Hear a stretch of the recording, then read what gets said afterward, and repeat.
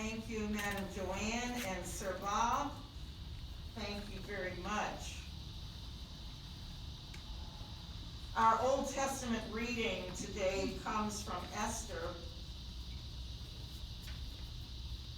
7, 1 through 6, and then it skips a little bit from 9 through 10, and then it goes to 9, 20 through 22. I invite you to listen as I read. We are preaching, as you can see, from the Old Testament.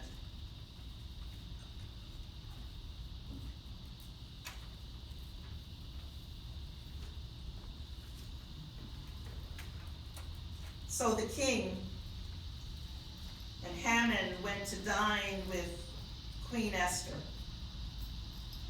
And as they were drinking wine on that second day, the king asked the Queen Esther, "What is your petition? It will be given you. What is your request?" And even up to half of the kingdom, it will be granted. Then Queen Esther answered, "If I have found favor with you, O king, and if it pleases your majesty, grant me my life. This is my petition. And spare my people. This is my request. For I and my people have been sold for destruction and slaughter and annihilation. And if we had merely been sold as male and female slaves, I would have kept quiet. But because no such distress would justify disturbing the king, King Xerxes asked Queen Esther, "Who is he? Where is the man who has dared to do such a thing?" Esther said, "The adversary and enemy is this vile Haman." Then Haman was terrified before the king and queen. The king got up in a rage and left his wine and went out into the palace garden.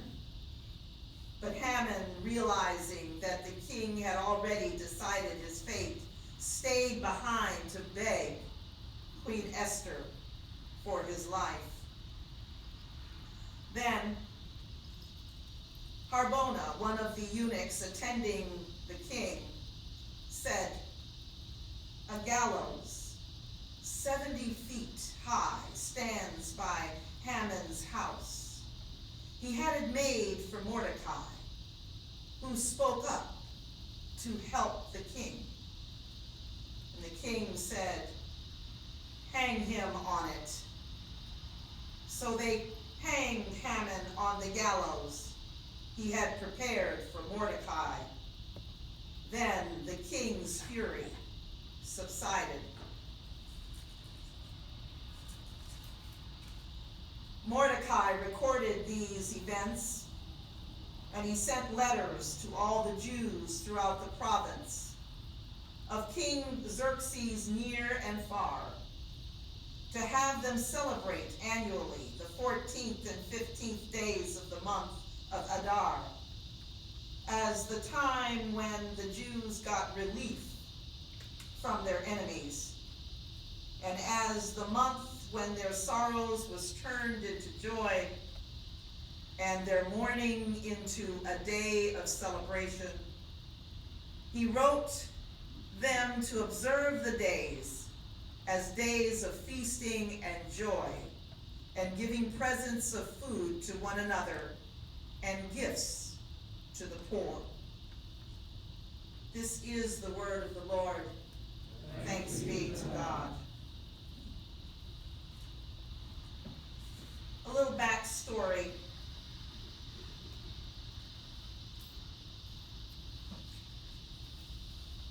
The title of this sermon is called Courage. Courage.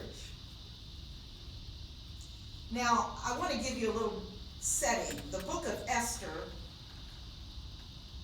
in the Old Testament takes place in a capital of the Persian Empire in which the Jews of the post-exilic period were scattered about.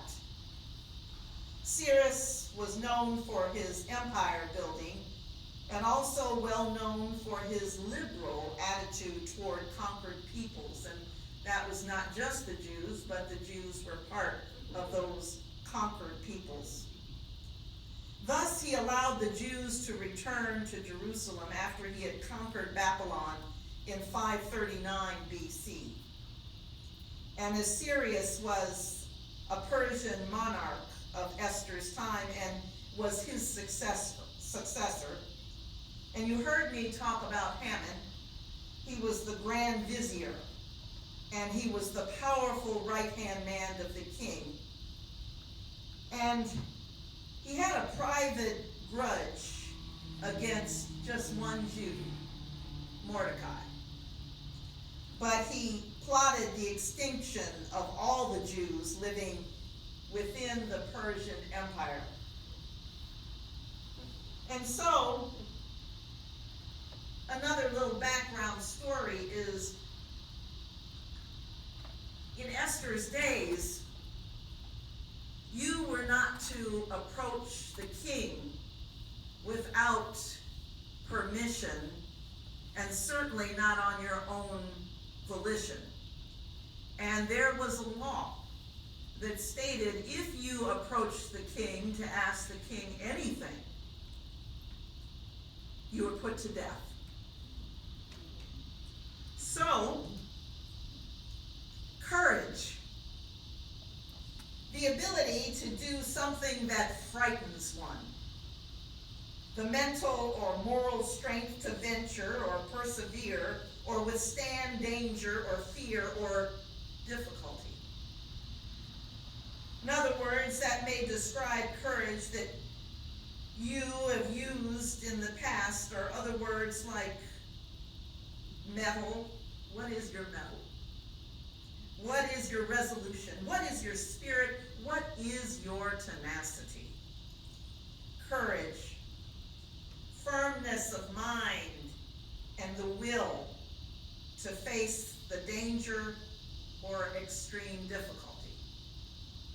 Now, the book of Esther, I didn't read the whole story, but the book of Esther is read aloud each year in the Jewish temples around the world during the Feast of Purim, and it reminds the Jewish people of how God cared for God's chosen people and how God still cares about us. That's why we read it today. Esther was an orphan, and both her mother and her father had died, and her cousin Mordecai raised her, and it was the tradition of biblical times that the King Xerxes, that same king that said that, it was a law that you could not talk to the king without being put to death unless it was the king's idea. That same king had banished his previous wife, Queen Vashti, because she did not do as she was told. You see, King Xerxes had a party, and he had a beautiful queen, and he was giving the party for all of the folks, and especially the special individuals in the kingdom, and the parties went on for days. Now, I know none of you have attended a party for more than just an hour in your day. Maybe some of you can remember a long weekend, maybe not. But these parties lasted sometimes days and sometimes weeks, depending on what they were celebrating.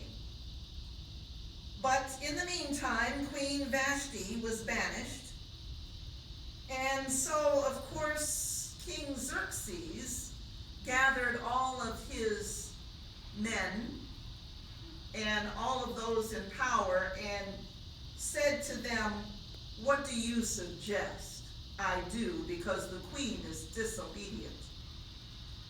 Well, the men of those times would not have the queen disobeying the king, because every man should be able to be king in his home.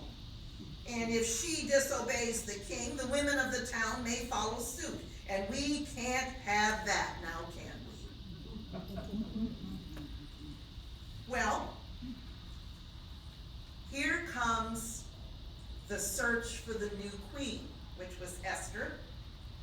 And it was with much preparation and fanfare. The queens that were to be, I'll just say the ladies in waiting, were given beauty treatments for a year before sitting with the king. And thus a beautiful Jewish girl named Esther caught the eye and the heart of the king and became queen. And out of the ashes of poverty became the one that saved her people. She became the Sheryl. Now, Queen Esther risked her life, but had the courage to fight for the people and ultimately saving them from destruction and genocide. And I know when we were talking today, this morning, in Bible study about if you, and this is a question, I have to read this out loud. Do you think of yourself as a first responder on behalf of Jesus? And when people are in trouble, what does that role entail? How is the role of a first responder on behalf of Jesus similar or different from that of a first responder in our society? Well, you know the backstory. Little Jewish girl who woke up one day and became the apple of the king. And you see, she didn't tell the king that she was Jewish. She kind of hid that. But she was very beautiful, and he loved her.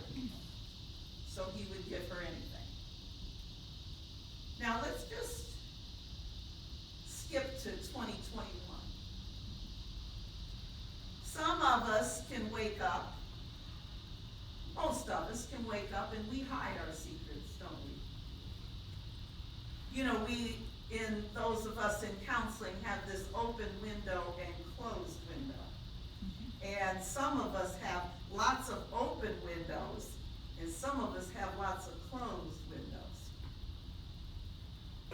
So most of us don't necessarily wake up and go to work and tell all the bad things about ourselves, do we? Some of us will tell some of the bad things, and some of us won't tell any of it. But either way, nobody knows, right? Now some of us, and this I experienced when I was in CPE, some of us can hide who we are. Okay, let me give you an example. Some of us, back in the day, before the marriage of gay folks, they had to stay in the closet, some felt. They couldn't talk about it. They couldn't tell anybody. Why? Why? Because they couldn't at all keep their job. They couldn't be able to pay their car note. They couldn't have a job because somebody at the job would say, oh, so-and-so, and point. And that would be the end of it. So they kept it a secret. The door was shut. Nowadays, those doors are wide open, but not for all people. Some of us are a little bit closed, right? Well,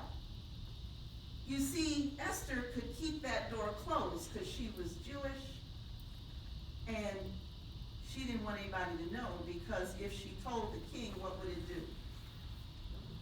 Cost her her life. Now, some of us can't hide who we are. Some of us wake up and look in the mirror and we say, okay, this is it. And we go out into the world and we experience whatever that is. Those of us who are of color have experienced that. I remember asking this congregation, and Bob, you remember, because you came and said something to me. If you all tomorrow morning, you wake up and Jesus has turned you black. Now, how many of y'all would volunteer to wake up black? Well, there weren't a whole lot of hands going up that Sunday. Why? Because of what we get in society. Right? So Esther was scared. She was scared for her life. But Mordecai said, no, baby, Now, of course, I'm paraphrasing. Mordecai said, no, this is your time. No time such as this to have some courage. Now, I won't say what the other people say about courage, but you got to have some chutzpah about yourself. And today, we talked about courage in ourselves as people of faith, as Jesus people. And what does that look like? Now, this young lady, she said, okay. And she approached the king. He could have taken her head off right then. And then she said that there is a man that is trying to annihilate my people. And Xerxes, unbeknownst to most kings, said, no, we're not going to have that. Haman, you've got to go. And she saved her people. Today in Sunday school, we talked about saving or being first responders. Being a first responder, we can all be. There was a couple that were first responders and they were getting married and she had on a wedding dress and he had on his tux. And a couple had been rear-ended and the vehicle got on fire. 90 and 92. And so they got out and she flagged the traffic in her wedding dress and was flagging her with her bouquet. Y'all go this way, y'all go that way. And her husband-to-be and others were pulling the 90-year-old out and a 92-year-old out because that vehicle was getting ready to explode. I think when we think about first responders, we think about, we think about dragging someone out of a fire. We think about a car accident and the first responders coming. What Mordecai was saying to us all these years back is that sometimes it's just that general stuff. Sheroes and heroes of Jesus. So then it was interesting to hear how people in this congregation looked at themselves as sheroes and heroes and first responders. We have a tendency to look at ourselves and say, yeah, that's not a big deal. Yeah, that's not a big deal. But I want you to remember that there's heroes and sheroes in this congregation that are incredibly amazing people, every single one of you. Reverend Larry hit his head.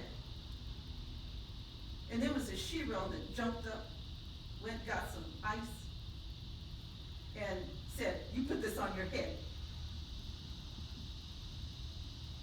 There she is with a little cat. Meow. And then there was a hero-shero couple that found out at dinner that Mary Carter likes mysteries and provided some CDs for her. And then off of that came another shero that talked about, hey, I got some more information about that you can have, that she can get even more supplies. She's sitting there with her arms folded next to her husband, wiggling his leg. Little things. There was another shero that got up from Sunday school and went and got, where is he? This man right over here. Nick was sick. He called me. Another little shero said, well, I'll go get him. Got up and went to your house, right, Dr. Ekbo? That's right. That's right. And she's sitting there with her pearls. Now, none of these people are wearing superhero shero capes. But they are awesome. There's another shero. There's another one that has friends that talk about the Bible, and they just happen to know that this shero goes to church. That's all. Hey, you go to church, I got something to ask you. You should know something. And she said, you know, I try to answer the questions, but if I don't know, I give them some resources. Oh boy, another shero. Ladies and gents of Jesus. This girl, and I used to not like the book of Esther because I thought it was, I didn't think it did us justice. But it really does. When you think about being a shero or hero for Christ and the small things that we do as a people of God, and if we can kind of just keep that in the forefront, we can keep on moving. Today is a day that the Lord has made, and we are to be glad in it. We have persevered. Someone told me, and I fall on my knees, because this church is what, Mo? Still open. Say it again. We're still open. We're still open. We're still caring. We're still here. We still love each other, and we're not all the same. We all look funny and different, and wear different things, but we love each other, and we do things for people out there. We are not perfect. I'm not saying that. I am so imperfect, it's pathetic. So, I just want to say today that in rereading this Old Testament, and this little girl that caught the eye because she was beautiful, typical, right? Yeah. And the men that didn't, wanted those individuals to make sure you had to get rid of that first queen because she was not obedient. But neither was Esther. Esther did not worry about the laws of the times. She took a chance with her life. And that bride and that groom took a chance with their lives. And all of us take a chance with our lives when we help somebody out. That's what we're supposed to be doing. It doesn't always feel good. It doesn't always look pretty. But it is how the Spirit of the Holy Spirit works in flesh and blood. And so, when Jesus said this to his disciples, "Teacher," said John, "we saw a man driving out demons in your name, and we told him to stop because he was not one of us." Ooh. And Jesus said, "Do not stop him. No one who does a miracle in my name can in the next moment say anything bad about me, for whoever is not against us is for us. I tell you the truth. Anyone who gives you a cup of water in my name because you belong to Christ will certainly not lose his reward." Amen? Amen? Amen? Amen. Amen.